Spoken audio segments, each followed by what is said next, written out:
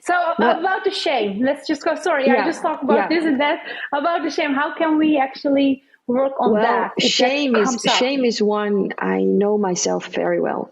I started this work because of the shame I was facing. I was that person who was in a 13-year relationship, and when we got intimate, I always asked him to turn off the light. And I started to do this work because I felt so locked, and I knew there was something on the other side. But I was so, when I felt that energy, what goes along with, for example, liking someone, or even more intimate, or like pleasure or juices, I felt so much shame. Lights out, door closed, no sound.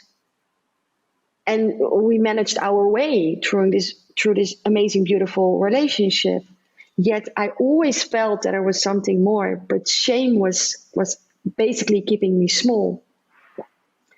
And I surrendered to it because, like I said in the beginning, there were no people I could reach out to or share this with. And on top, there was a lot of shame on it. So I stayed with that. But then life helped me. Life just gave me a mission. And that was to conquer shame. I remember walking in India, in Pune, in the Osho resort. And that was after the big bang in my life, 2010. I just knew what my mission was. And that's to overcome shame and the taboos from the Indian culture. That. Yeah. I love that so much. I mean, there's also so much in the Turkish culture. Overcoming shame. And how do you overcome shame? By facing it, and by accepting it, and by looking at it, and by not going away from it anymore. Because in the end, shame is an emotion, as all the emotions we have, like joy and pleasure and anger, and we have shame, and they're all there. They're all little friends, and one is a little bit more better friend, and one you rather keep outside. But as long as we're pushing away the shame, it will come back bigger, bigger, bigger, bigger. But we move into felt sense. We're going to move into what are we experiencing? Because my felt sense, I could feel that there was inside of me such an orgasmic, free, wild being. And so suppressed.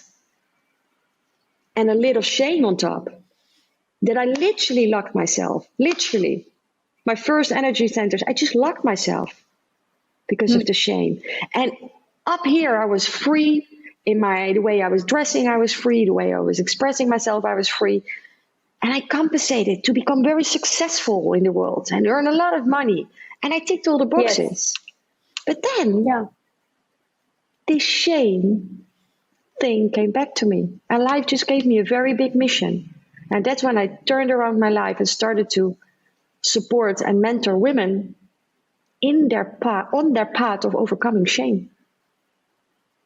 If you know me a little bit longer, I always say we're all here to live an extraordinary, shameless life. Successful, sensual, and spiritual. Successful, sensual, and spiritual, extraordinary life. Yes.